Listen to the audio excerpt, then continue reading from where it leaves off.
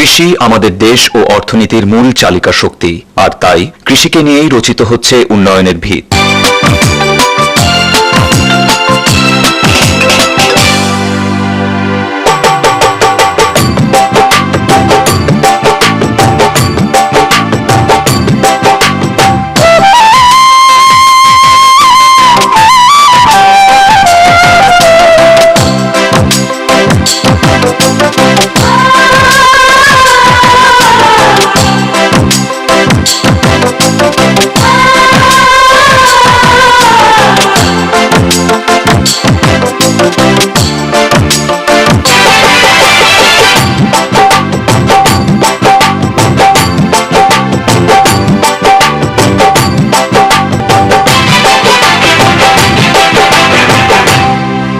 অনেক নতুন নতুন ফসলের সাথে আমাদের কৃষকরা পরিচিত হচ্ছে, সম্পর্কিত হচ্ছে, চাষাবাদের ভেতরে ঢুকে যাচ্ছে এবং এগুলো করতে গিয়ে তারা নানান ধরনের সমস্যার ভিতরে পড়ছে। অনেক সময় এর চাষ পদ্ধতি কি, চারা কি করে রাখতে হয়, পোকামাকড় আক্রমণ কিভাবে প্রতিরোধ করতে হয়, এগুলো অনেক ক্ষেত্রেই জানা থাকে না বলে বা প্রশিক্ষিত নয় বলে তারা মার খাচ্ছে, উৎপাদনে মার খাচ্ছে, বাজার ব্যবস্থাতে মার খাচ্ছে। যেমন তার মধ্যে একটি ফসলের কথা যদি আজকে বলি, তার ভিতরে একটি হচ্ছে ড্রাগন। এটি একেবারেই নতুন একটি ফল এবং এর চাষ পদ্ধতি, কৌশল, চারা কীভাবে লাগাতে হয়, কতটুকু পরপর লাগাতে হবে, পোকামাকড় কি, এগুলো সম্পর্কে খুব একটা ধারণা নেই। এরকম সমস্যার ভিতরে কৃষকরা পড়ছেন, ইতিমধ্যেই পড়তে শুরু করেছেন। আজকে আমরা এরকমই দু একজন কৃষকের সমস্যাগুলো তুলে ধরব। যেমন আমাদের সাথে এই মুহূর্তে আছেন উদ্যান তত্ত্ববিদ মেহেদি মাসুদ। তিনি আপনাদেরকে দেখাবেন এর থেকে পরিত্রাণ কি করে পাওয়া যায় এবং এগুলোর চাষ কৌশল কি, কিভাবে গর্ত করতে হয়, বিস্তারিত আজকের এই প্রতিবেদনে। চলুন আমার সাথে।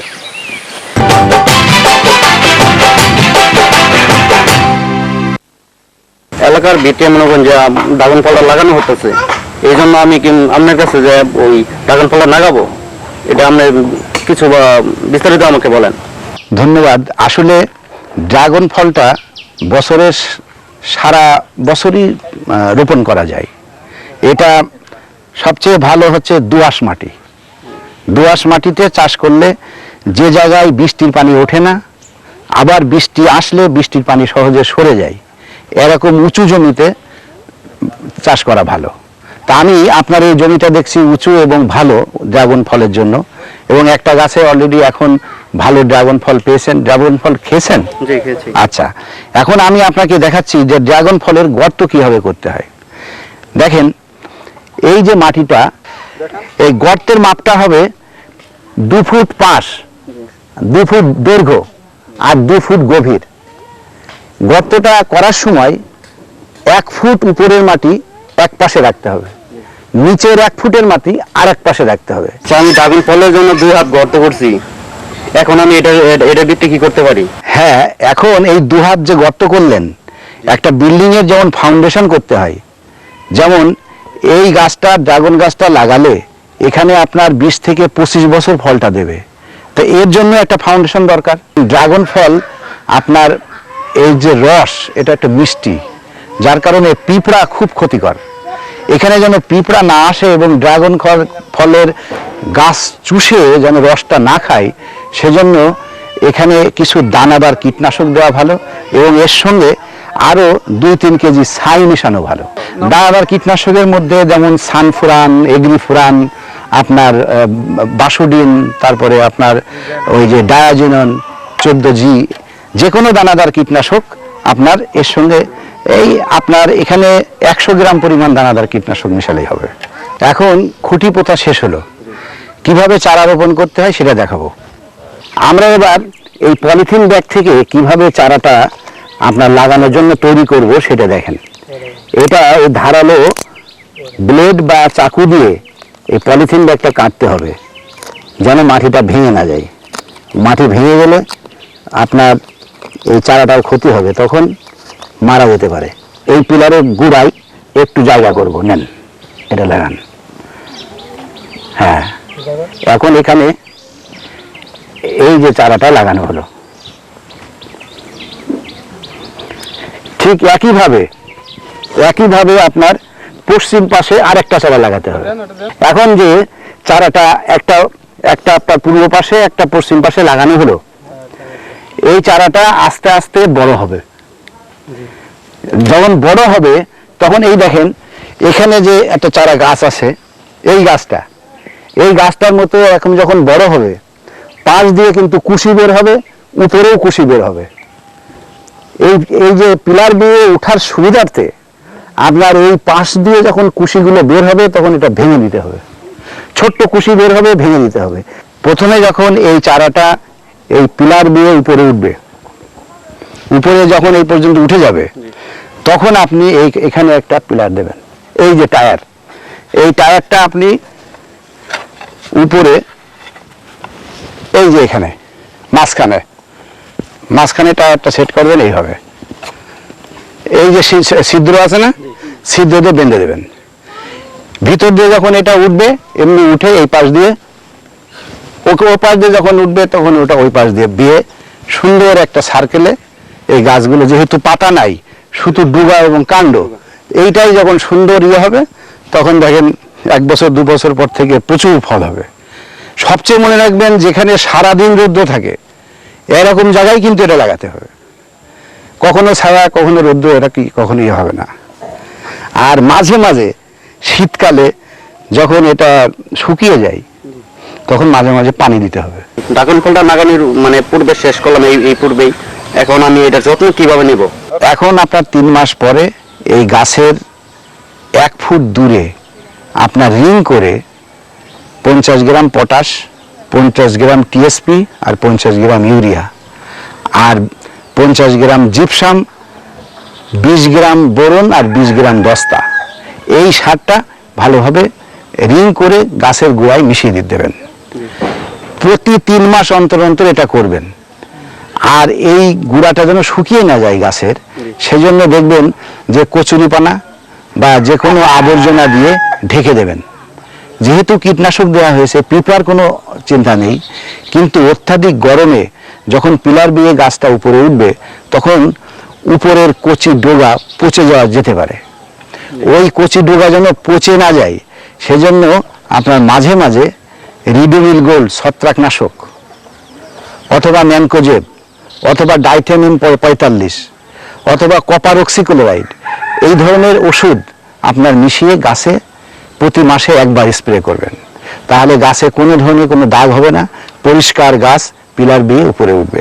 ওই যে কীটনাশকটা কতটুকু পানির মধ্যে মিশাবো? এই যে ছত্রাকনাশক যদি রিডোমিল গোল্ড বা ডাইথেনিয়াম 45 মিশান, প্রতি 1 লিটার পানিতে 4 গ্রাম ওষুধ মেশাবেন, পাউডার।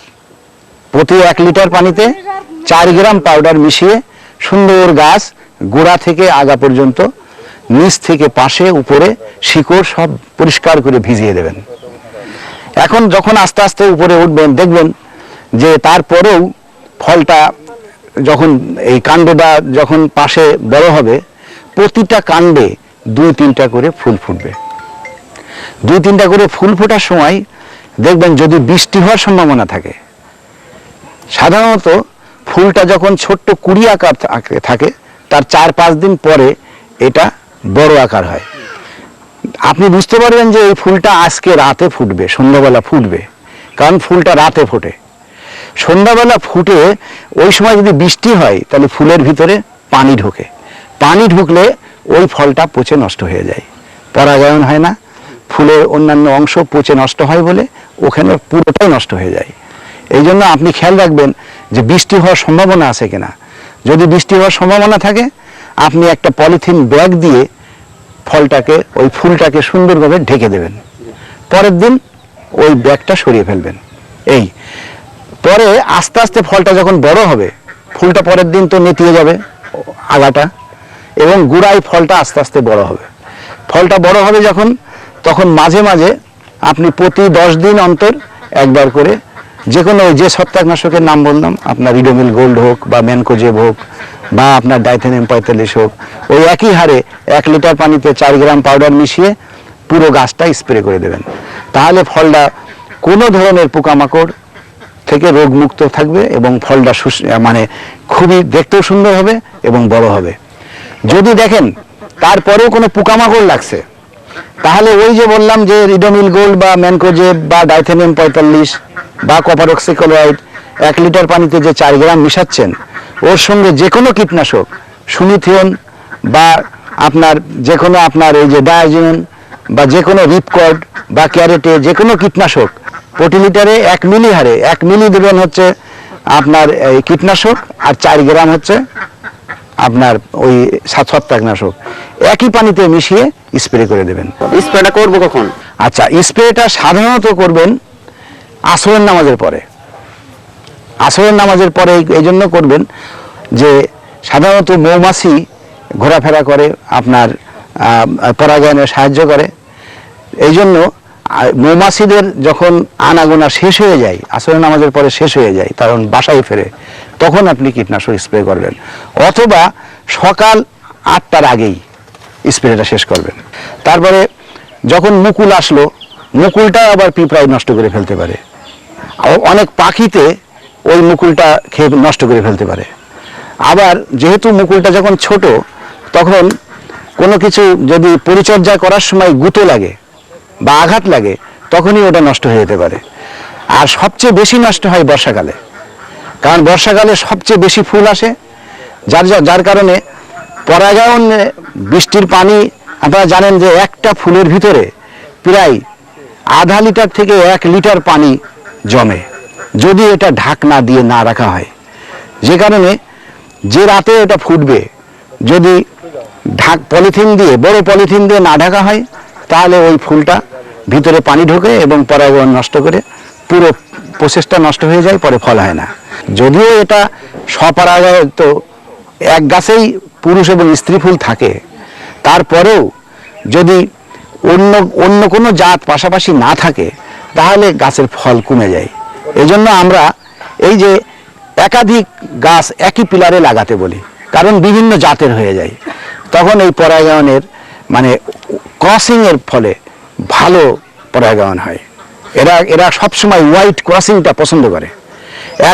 একই গাছের ফুলের, পুরুষ ফুলের রেণু স্ত্রী ফুলে না গিয়ে অন্য গাছের রেণু আসাকে এরা সবসময় পছন্দ করে। যার কারণে আমরা এই একাধিক পিলারে, এই একটা পিলারে একাধিক গাছ লাগাই, এই সমস্যা মিটে যায়।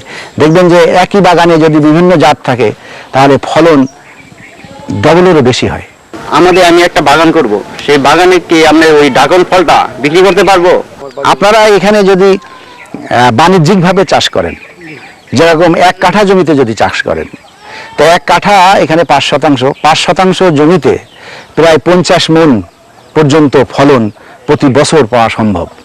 আর 50 মণ এখনই আপনার 300 টাকা কেজি বিভিন্ন বাজারের, বিভিন্ন মার্কেটে, বাজারের কোনো সমস্যা নেই। আর যখন সারা দেশে বিপুল পরিমাণে উৎপাদন হবে, এর একটা আন্তর্জাতিক বাজার আছে, খুব হাই ভ্যালু এটা ক্রপ, এই ফলটা। যার কারণে ভবিষ্যতে অনেক বেশি ফল হলে আমরা বাংলাদেশ থেকে যে এক্সপোর্টেবল ফলের মধ্যে এটাও একটা আসন গ্রহণ করতে পারবে।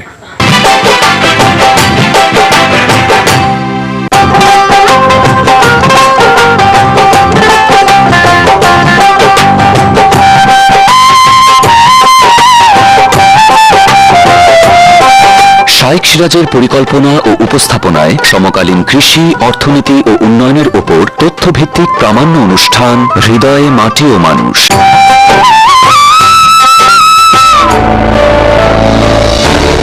হৃদয়ে মাটি ও মানুষের গ্রো গ্রিন প্রচারণায় এগিয়ে আসছেন গ্রাম্য নারীরা। মাটির স্বাস্থ্য রক্ষা ও আর্থিক সচ্ছলতা অর্জনের জন্য কেঁচো সার